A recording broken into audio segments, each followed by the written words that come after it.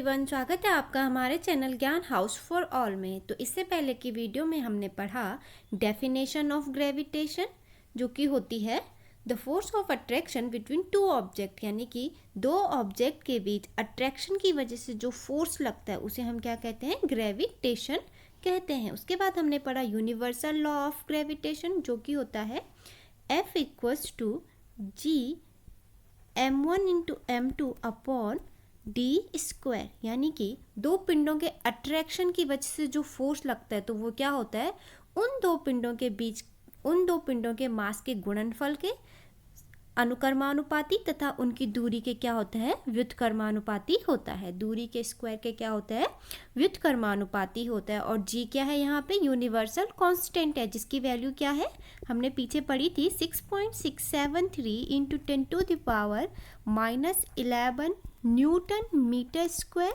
Into KG की power -2 क्या होती है, जी की वैल्यू होती है। उसके बाद हमने पढ़ा ग्रेविटेशन ऑफ अर्थ। तो ग्रेविटेशन ऑफ अर्थ हमारे पास निकल के क्या आया था, F equals to G mass of earth into mass of object upon radius square of earth, यानी कि क्या है, R क्या है यहाँ पे, अर्थ की रेडियस है। तो अगर आपने वीडियो नहीं देखा है तो लिंक इन डिस्क्रिप्शन बॉक्स। फिर उसके बाद आज की वीडियो में हम पढ़ेंगे एक्सेलरेशन ड्यू टू ग्रेविटी। तो शुरू करते हैं आज का वीडियो फ्री फॉल के साथ। तो फ्री फॉल क्या होता है, free fall is the motion of the object let free under the influence of gravitational force due to earth alone, यानी कि अर्थ पे कोई भी चीज़ जब बिना फोर्स के नीचे की ओर गिरेगी तो उसे हम क्या कहेंगे, फ्री फॉल कहेंगे। अब यहाँ पे अगर मैं एक एग्जांपल ले लूँ, एक रबड़ का और एक पेपर का। अब मैं इन्हें नीचे की ओर गिराती हूँ अर्थ पे, तो कौन पहले गिरेगा, ऑब्वियसली रबड़ पहले गिरेगा। लेकिन फ्री फॉल में वैसे क्या होता है, फ्री फॉल में क्या होता है कि दोनों चीज़ें एक साथ नीचे गिरेंगे, यानी कि जिस समय रबड़ पृथ्वी पर गिरेगा उसी समय क्या होना था, पेपर ने भी क्या गिरना था, ज़मीन पे गिरना था। लेकिन ऐसा नहीं हुआ, किसकी वजह से, क्योंकि इनके बीच क्या है, एयर की वजह से। एयर की वजह से क्या हुआ, रबड़, क्योंकि रबड़ का मास क्या था, पेपर से ज़्यादा था, इसलिए रबड़ पहले गिरा और पेपर धीरे धीरे नीचे आया।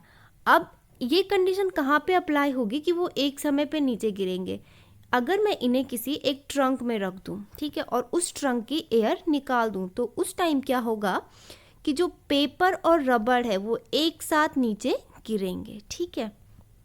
अब क्या है कि when an object fall freely towards earth an acceleration is involved, यानी कि जब कोई भी ऑब्जेक्ट फ्रीली अर्थ की ओर गिरेगा तो उसमें क्या होगा, एक्सेलरेशन इन्वॉल्व होगा। और यहाँ पे हम उस एक्सेलरेशन को किससे डिनोट करेंगे, जी से डिनोट करेंगे। अब हमें यहाँ पे निकालनी है एक्सेलरेशन ड्यू टू ग्रेविटी, यानी कि ग्रेविटी की वजह से क्या एक्सेलरेशन निकल के आएगा, क्या उसका फॉर्मूला होगा, तो वो देखते हैं। तो है एक्सेलरेशन ड्यू टू ग्रेविटी।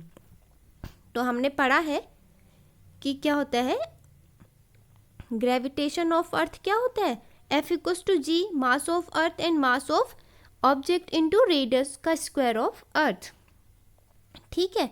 और एक फोर्स हमें पता है क्या होता है, F इक्वल्स टू होता है ma, लेकिन यहाँ पे क्या है, अर्थ इन्वॉल्व है, तो यहाँ पे एक ही जगह हम क्या लिख देंगे, जी। तो ये क्या हो गया, F इक्वल्स टू mg। जब हम इन दोनों को इक्वेट करेंगे, तो जब हम इन्हें इक्वेट करेंगे जी की वैल्यू निकालने के लिए, तो m से m कैंसिल हो जाएगा, तो हमारे पास क्या निकल के आएगा फॉर्मूला, हमारे पास फॉर्मूला जी का निकल के आएगा, जी m/r², ठीक है। यानी कि जी क्या है, यहाँ पे यूनिवर्सल कांस्टेंट है, मास ऑफ अर्थ और रेडियस ऑफ अर्थ का स्क्वायर। तो हम इससे निकाल लेंगे, अगर हमारे पास ये सब पता हो तो हम इसकी एक्सेलरेशन निकाल लेंगे। तो देखते हैं। तो अब हमारे पास क्या है, हमने ये फॉर्मूला निकाल दिया है। तो अगर मुझे यूनिवर्सल कांस्टेंट की वैल्यू मुझे पता है, मास ऑफ अर्थ मुझे पता चल जाए और रेडियस ऑफ अर्थ पता चल जाए, तो हमारे पास ये वैल्यू निकल के आ जाएगी। तो यहाँ पे यूनिवर्सल कांस्टेंट होता है 6.673 इंटू 10⁻⁻11, मास ऑफ अर्थ होता है 6 इंटू 10⁻24 kg, और रेडियस होती है हमारे पास अर्थ की 6.4 इंटू 10⁶, और इसका होल स्क्वायर कर देंगे क्योंकि क्या हो रहा है यहाँ पे स्क्वायर हो रहा है, रेडियस का क्या है स्क्वायर है। और जब हम इसको पूरा सॉल्व करेंगे तो हमारे पास वैल्यू क्या आ जाएगी, हमारे पास जी की वैल्यू आ जाएगी जी इक्वल्स टू 9.8 मीटर पर सेकेंड स्क्वायर। और इसे हम लिख सकते हैं जी इक्वल्स न्यूमेरिकल में इजीली सॉल्व करने के लिए जी इक्वल्स टू 10 मीटर पर सेकेंड स्क्वायर। अगर क्वेश्चन में जी की वैल्यू ये लिखी हो तो हम ये लगाएंगे, लेकिन अगर हमें शॉर्टकट फॉर्मूला जल्दी से सॉल्व करना है तो हम इसे 10 ले सकते हैं। अब यहाँ पे एक और चीज़ आती है, ये हमें सीधा फॉर्मूला याद रखना है, डेरिवेशन हमें निकालने की ज़रूरत है नहीं क्योंकि कॉम्पिटेटिव में हमें सिर्फ कंक्लूजन चाहिए। तो यहाँ पे अगर आए कि मून की जो एक्सेलरेशन है, ग्रेविटी ऑफ मून है, वो पृथ्वी के ग्रेविटी की कितनी गुना है, तो ये होती है एक्सेलरेशन ऑफ मून होता है ग्रेविटी ऑफ अर्थ अपॉन 6। क्या होता है, यानी कि मून की ग्रेविटी अर्थ की ग्रेविटी से क्या है 6 गुनी कम है, अर्थ की ग्रेविटी उससे क्या है 6 गुनी ज़्यादा है। तो हमारे पास ये फॉर्मूला है और ये हमें याद रखना है। इस पे काफ़ी क्वेश्चन बन के आते हैं। क्वेश्चन कैसे बनते हैं, वो क्या करते हैं, हमें क्या करेगा, वो मून का एक्सेलरेशन दे देगा और बोलेगा अर्थ की निकालो, तो हम इसे निकाल लेंगे। मून की हमारे पास है, इसको इंटू 6 करेंगे और हमारे पास क्या आ जाएगा, अर्थ का निकल के आ जाएगा। और ऐसे ही कभी अगर अर्थ का दिया होगा तो हम डिवाइड बाय 6 करके क्या निकाल लेंगे, मून का यहाँ पे निकाल लेंगे। अब पढ़ते हैं मास एंड वेट, कि मास और वेट में क्या डिफरेंस होता है।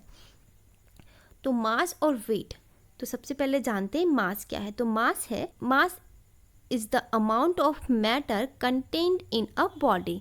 और वेट क्या होता है, weight of an object it is the force with which it is attract towards the earth. यानी कि मास क्या है, एक अमाउंट है मैटर का, और वेट क्या है, क्योंकि यहाँ पे फोर्स है तो वेट क्या है, फोर्स है। तो दोनों अलग हैं, ये अमाउंट का मैटर है और ये क्या है, एक फोर्स है। तो यहाँ पे फोर्स का फॉर्मूला हमें पता होता है, F इक्वल्स टू क्या होता है, ma है, क्योंकि यहाँ पे अब अर्थ इन्वॉल्व है तो a की जगह क्या ले लेंगे, हम g ले लेंगे। और ये क्या आ गया, F इक्वल्स टू mg। और हम इसे और क्या लिख सकते हैं, W इक्वल्स टू mg, क्योंकि W क्या हो गया, वेट हो गया। अब हम यहाँ से क्या हो सकता है, हम यहाँ से मास का फॉर्मूला भी निकाल सकते हैं, क्योंकि W इक्वल्स टू mg है तो m इक्वल्स टू हो गया W upon g, weight upon gravity. और इसके बाद इसकी SI यूनिट क्या है, क्योंकि क्या है, वेट एक फोर्स है तो फोर्स की SI यूनिट क्या होती है, न्यूटन। और मास की SI यूनिट क्या होगी, kg, किलोग्राम। अब इसके बाद नेक्स्ट हमारे पास डिफरेंस आता है इन दोनों के बीच, कि मास क्या है, कांस्टेंट होगा एवरीवेयर, मास क्या रहेगा, कांस्टेंट रहेगा। लेकिन जो वेट क्या होगा, वो कांस्टेंट नहीं होगा, वो बदलता रहेगा। इसे एक एग्जांपल से समझते हैं। सपोज कोई पत्थर है, ठीक है, अब उस पत्थर का मास क्या होगा, अर्थ पे क्या रहेगा, कांस्टेंट रहेगा। अब वो पत्थर को हम ले जाते हैं मून पे, तो यहाँ पे क्या होगा, उसका मास तो कांस्टेंट रहेगा, क्योंकि यहाँ पे जो उसका मास है वही मास उसका क्या होगा, मून पे भी रहेगा, लेकिन उसका क्या होगा, भार चेंज हो जाएगा, क्योंकि भार क्या होता है, W इक्वल्स टू mg होता है, तो उसमें क्या होगा, उसका भार चेंज हो जाएगा। तो आई होप आपको वीडियो अच्छी लगी हो। वीडियो को अंत तक देखने के लिए धन्यवाद।